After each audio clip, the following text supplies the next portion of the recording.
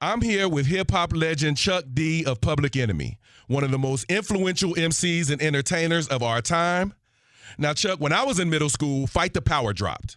And everyone in my school thought we were both conscious and militant. We were wearing Africa medallions and greeting each other in the hallways with upraised fists instead of the head nod. But when you were in middle school was the last time the Knicks were winning championships. What would it mean to New York, to basketball, and to the culture for the Knicks to be back and competing for championships today? That we earned it, that we didn't have anything handed to us. You know, that's one thing I like about the NBA, Andre, is that, it gives small market teams and small regions a chance. So, yeah, we want to beat the Indiana Pacers because they've had our number for the last, 10, 15 years as far as playoffs are concerned. But at least we know that small markets get a chance. So if we beat them, it shows that we earned it. Nobody is giving anybody anything for free when it comes down to the NBA. So the NBA, the Knicks earned it. So that it makes the champagne it makes it not taste like club soda. That's what's up. All right. So Jalen Brunson. Jay Williams says he may already be the best Knick ever. Jay Williams of ESPN, by the way. But we're not going to get into that because Brunson's Knicks haven't won a championship yet. But what is it about Brunson that already has people feeling like he's New York hoops royalty? Number one, he was able to withstand the microwave environment of just being a player in New York, much less being a star on the edges of being a superstar in New York. The last time I've seen anybody like that you're talking about is Walt Clyde Frazier. And I, all due respect to Patrick Ewing and Willis Reed, who already were stars when they were rookies coming to the Knicks. But when Walt Clyde Frazier came to the Knicks, he was underheralded. He was underrated. He was trying to find his way. And when the Knicks traded, got Dave DeBusschere and it moved Bill Bradley to forward, and Clyde had the ball, we had a star born right in New York Knicks uniform. And that's what Jalen Brunson reminds me of. He reminds me of Clyde Frazier because no one expected his ascent to superstardom. And he's home, it's like he's home developed, not homegrown because we didn't draft him. But when we got him, nobody knew that he was going to be the star in New York. You got to be a special type of player to be in New York, to handle the pressure, and then also to lead New York. Many superstars the Knicks have picked up over the years have come in and got melted in the radiation of what New York City is, or the compression. So Jalen Brunson, man, and then Jalen Brunson connects to the legacy of New York like no other Knick before him. That's what's up. And in a way, he is kind of homegrown, right? Because his pops played for the Knicks.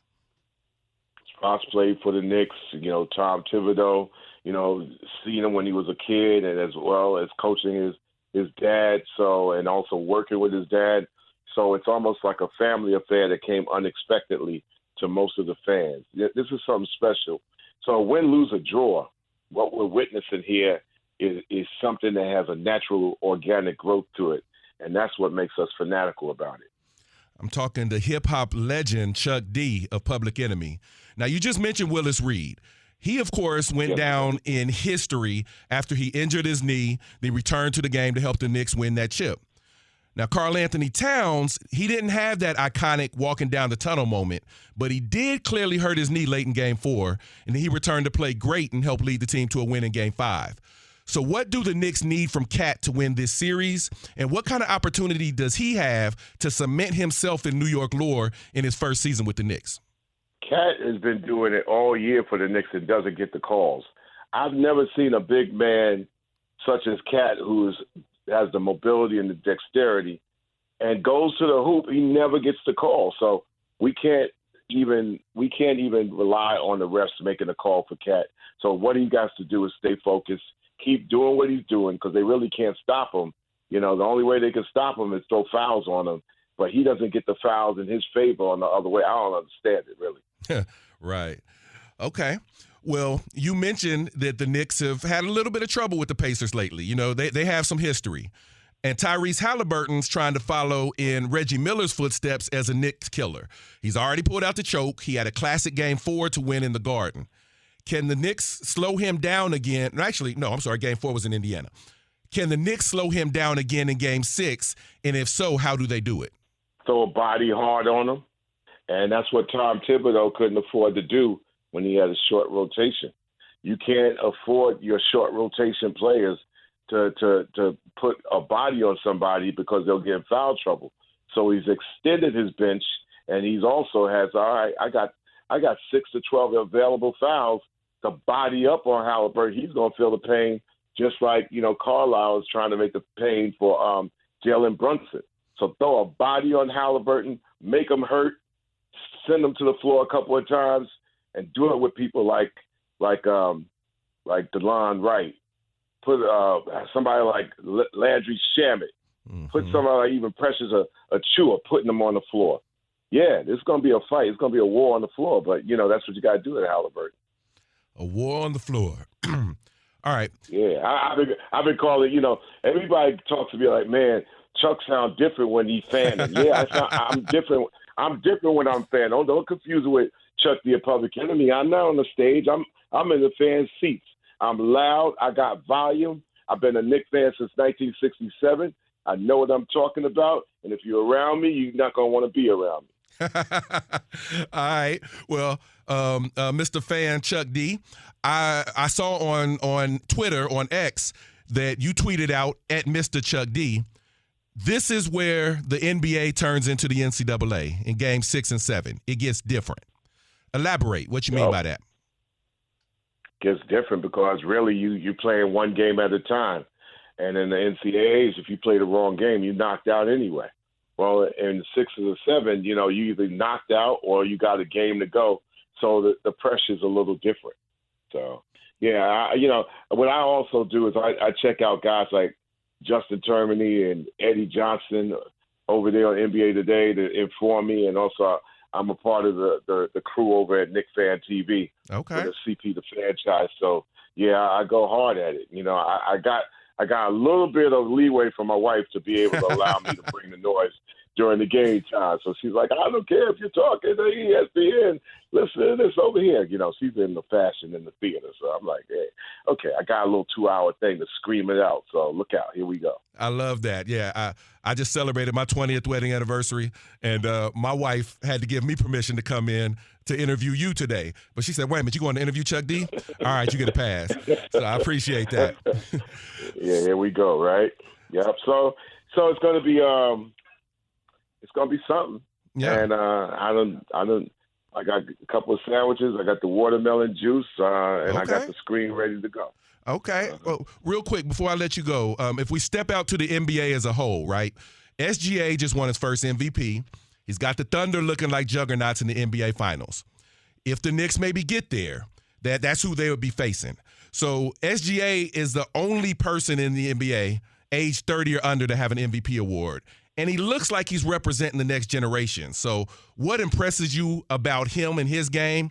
And do you think he's a player that could put the league on his back as the standard bearer as LeBron and Steph age out?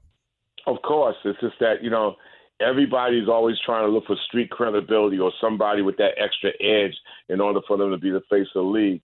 And I'm like, it's been hit or miss when it comes down to that. About Shai, he's a good kid. The OKC team reminds you of a great college team, a post-college team. They together, they tight. I think they're great sportsmen. And I think when the Knicks come in there, they got to be a little bit of the dirty if we get there. But I tell you this one thing. Everybody was critical about people like Tom Thibodeau. And especially Knicks fans, we ain't afraid of nobody because we beat up on each other. But Tom Thibodeau has brought the Knicks a step up at every year. So whatever happened to, I'm going to enjoy every year, 1 year at a time, instead of saying, well, he's a coach that could get you to a point, but he can't get you to the next level. What the hell level are we on right now? Game 6 of the Eastern Conference Finals. Mm-hmm. We got a level over last year. Last year was a level over the year before, and before that was a level over that year before. So I don't understand what's up. But then again, I've been a fan for a long time. So if somebody come in and they're 25, I understand their impatience or their angst. That's what this century is about. And so, you got to roll with it, educate, stay out of the way, and maybe just understand that everything that the Knicks have done as far as growth and getting up the ladder has been incredibly beneficial for us watching this as a fan for entertainment. The question is, have you not been entertained? Are you not entertained? And the New York Knickerbockers are totally an entertaining squad. Absolutely. Well, Chuck, we appreciate your time. As you take off the fan hat for just a quick second and put on the Chuck D hat, musically in the entertainment world, is there anything that you up to today that you want us to be on the lookout for? Yeah, I created the world's first cultural app called Bring the Noise, and it works like TikTok 35 and up. So people go to rstvapp.com, put on my rap station app, my Bring the Noise app. You'll see all the things that we do. I released an Enemy Radio record called Radio Armageddon on Def Jam last week, and it's blowing up the spot. A lot of things we do, but you go to my apps, you'll see everything that we do.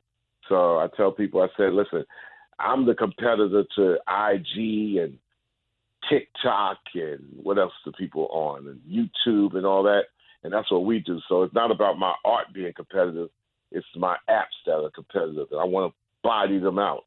Well, Chuck, whether it's your art or your apps, I appreciate your time today. I appreciate Andre, the influence you've had in my life. Let me tell you this, man.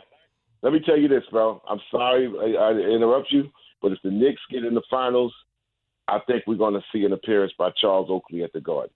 Okay. Now that would be history to see Oakley back in the Garden where he belongs. I would love to see that. Yeah, maybe I can help make it happen.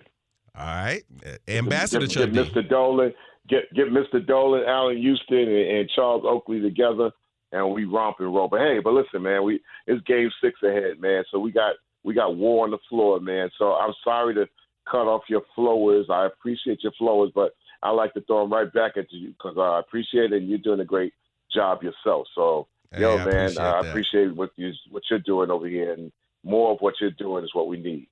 All right, war on the floor. Let's get ready for Game 6 tonight. Thanks, Chuck. Yes, sir. Thank you.